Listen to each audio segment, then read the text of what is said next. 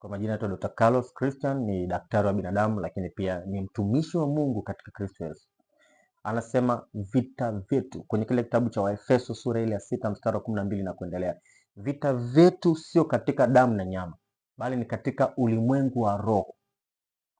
Na imetupasa kuzivaa zile silaha za Mungu ili tuweze kushinda vita. Ametupa namna gani tuweze kushinda vita.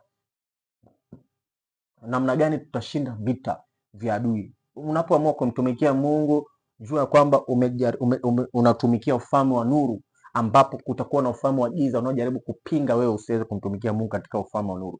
Kwa hiyo what to do ni kwenye hii kitabu cha Waefeso sura ile ya 6 mstari wa 12 na kuendelea, anaposema tuvae silaha za Mungu. Na silaha za Mungu ameziorodhesha pale. Cha kwanza kabisa anasema kuvaa dirii ya haki kifuani. Haki inapatikana katika kumwamini Kristo Yesu kama Bwana na Mwokozi wa maisha yako. Kwa sababu kwenye kile kitabu cha Warumi sura ya 10 mstari wa 9 anasema kwamba ukimwamini Kristo kwa moyo wako kuwa ni Bwana, utahesabiwa haki. Na ukikiri kwa maneno ya kinywa chako kwamba ni Bwana, unahesabiwa kuwa mtoto wa Mungu. Bwana Yesu asifiwe sana. Kwa hiyo tunapata wokovu kwa njia ya imani, tunahesabiwa haki katika Kristo Yesu. Kwa hiyo unatembea mbele ukiwa na haki kifuani mwako, kwa sababu umemwamini Kristo kama Bwana na Mwokozi wa maisha yako. Kwa hiyo haki ni jambo la msingi sana, kuhesabika haki mbele za Mungu. Hata Ibrahim alikuwa ni wa haki mbele za Mungu. Bwana Yesu asifiwe sana. Kwa hiyo mtumishi yeyote yule ambaye ni mtumishi wa Mungu na ameishi, ana mahusiano mazuri na Mungu, Mungu anamhesabia kuwa ni wa haki. Kwa hiyo tujitahidi sana kuwa wa haki mbele za Mungu. Ni njia mojawapo ya kuzishinda hila za adui. Adui anatafuta kwa bidii zote kuonyesha kwamba mtoto wa Mungu unaingia katika dhambi ili utenganishwe na uso wa Mungu, usihesabiwe haki. Bwana Yesu asifiwe sana. The other thing ambacho Mungu anatuambia kwenye hilo neno, pamoja na kuvaa haki, tuhakikishe kwamba tuna kweli, tumevaa kweli viunoni mwetu. Kweli ni neno la Mungu. Kweli kwenye viuno vyetu, kweli ni neno la Mungu. Hakikisha una neno la Mungu, lakini miguu yetu iwe na utayari katika kumtumikia yeye. Kuna watu miguu yao inakimbilia maovu, lakini Mungu hapendi miguu yetu ikimbilie maovu. Mungu anapenda miguu yetu iwe inatangaza injili ya imani, injili ipatikanayo kwa njia ya amani, injili ya Kristo Yesu. Kwa hiyo anasema hiyo ni njia mojawapo ya kushinda zile vita vya adui. Unapofanya kazi ya Mungu, Mungu anakulinda, anakuepusha na kushindia vita. Lakini kingine anachosema kwenye neno ni kuhakikisha kwamba tunakuwa wana maombi. Pray, omba sana. Kuomba kwako kuwe kumtukuza Mungu zaidi na kumshukuru Mungu zaidi kuliko kulia au kuona changamoto unazopitia utadhani kwamba ndio Mungu hana uwezo navyo. Kwa hiyo usimlilie Mungu, Bwana nisaidie. Mungu anasikia. Ukisha address changamoto kwa Mungu, jua kwamba Mungu alishakwisha kuisikia. So the next thing you're supposed to do katika hali, hata pamoja kwamba bado uko katika hali ya ugumu, hakikisha kwamba unamsifu na kumwabudu Mungu. Ndio maana Biblia inasisitiza kwenye kile kitabu cha Yakobo sura ya 5 mstari wa 13 na kuendelea kwamba mtu akipatikana na mabaya, cha kwanza kabisa anachokisema Mungu sio amwimbie Mungu kama ana uwezo wa kutoa sauti na kuimba. Kwa hiyo ni silaha nambari 1. So hakikisha kwamba katika maombi yako ni kweli tuombe, lakini yasiwe ya kulia au kueleza sana changamoto kwa ukubwa kiasi kwamba Mungu anakushangaa. Why are you praising that disease? Kuna watu wanasifu magonjwa. Kuna mtu mwingine anasema kabisa sioni nikipona, naona hii kitu itaniondoa kabisa. Lakini the way to win that ni kuhakikisha kwamba unamsifu na kumwabudu Mungu kwa wingi.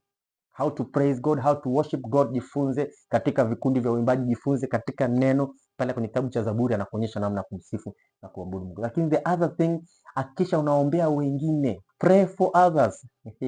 Ni jambo gumu kumwombea mtu mwingine kama unapata changamoto, lakini let me tell you, when you are in problem and you take a step forward to pray for others, my dear my friend, that's the way. Unaposhughulika na mambo ya wengine, Mungu anashughulika na ya kwako. So there is no kusiwa na sababu ya mimi kunizuia kuomba, niwe katika hali ya furaha au katika hali ya shida. natakiwa niombe, nimsifu, nimtukuze Mungu, lakini niombe na wengine. Nisishindwe kuombea wengine kwa sababu mimi nipo katika machangamoto. Hapana, pray for others. Unaposhughulika na wengine, Mungu anashughulika na cha kwako. Kuombea watu wote pamoja na watakatifu walioko duniani. Hizo ni njia za kuweza kushinda yule adui. Na kwa kumalizia, pamoja na kwamba nilisema kweli ya Mungu iwe viunoni, ambayo ni neno la Mungu, ameielezea pia kivyake kwamba jitahidi kuwa na neno la Mungu. Neno la Mungu ni chapeo ya wokovu. Neno la Mungu ni upanga wa Roho, ambalo neno la Mungu utalitumia katika maombi yako, utalitumia katika kumsifu na kumwabudu Mungu. Neno la Mungu ina coverage ya everything. Tuseme ni katiba ya Mungu. Yani God looks, anaangalia katika neno lake ili aweze kutenda. So whenever I'm going to God, either namsifu, either namuomba, either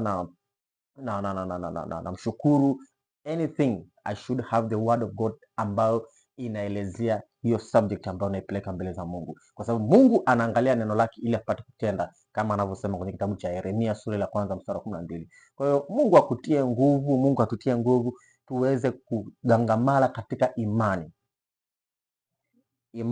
Imani ni silaha nyingine ya kumshinda adui mwovu. Hakikisha kwamba imani yako ni thabiti. Imani chanzo chake ni kusikia neno la Mungu, na neno la Mungu ni Biblia ile unayosoma na kuelewa, inaingia ndani mwako kama roho. Inapoingia ndani mwako inakujengea imani kwamba Mungu yuko hivi, Mungu ni mwenye uweza, Mungu hakuna kinachomshinda. Kwa hiyo jenga imani yako katika neno la Mungu kuwa kwa wingi ndani ya moyo wako, na ile imani ni ngao ya kushinda mishale ya ule mwovu. Hata Yesu pale jangwani aliweza kumshinda adui shetani kwa kutumia neno. So Mkristo awaye yote, mtoto yote ambaye anamwamini Mungu katika Kristo Yesu, lazima uwe na neno la Mungu kwa wingi. Whenever you don't read the Bible, you plan to fail Christianity. Whenever you plan not to pray, you plan to fail in Christianity. Whenever you don't plan to strengthen your faith, you fail in Christianity. So lazima ujitahidi sana kuhakikisha kwamba unakuwa wa haki mbele za Mungu, una kweli vinoni mwako, uwe na utayari wa kuisambaza injili ya Kristo. Lakini pia kingine, jitahidi kusoma neno la Mungu kwa wengi, jitahidi kuwa mwana maombi, ombea watu wengine, lakini pia hakikisha kwamba una imani iliyothabiti mbele za Mungu, na Mungu atakupigania katika shughuli zote unazofanya, iwe ni kazini, iwe ni kwenye vikundi mbalimbali katika mtaa wako, na popote pale katika nafasi yote ulionayo, God is there for you. Lakini hakikisha kwamba unazingatia hizo kanuni za Mungu ili kuweza kushinda na kuvuka na kuziishi baraka za Mungu. Mungu akubariki na kuzidisha na kuongeza. Amen.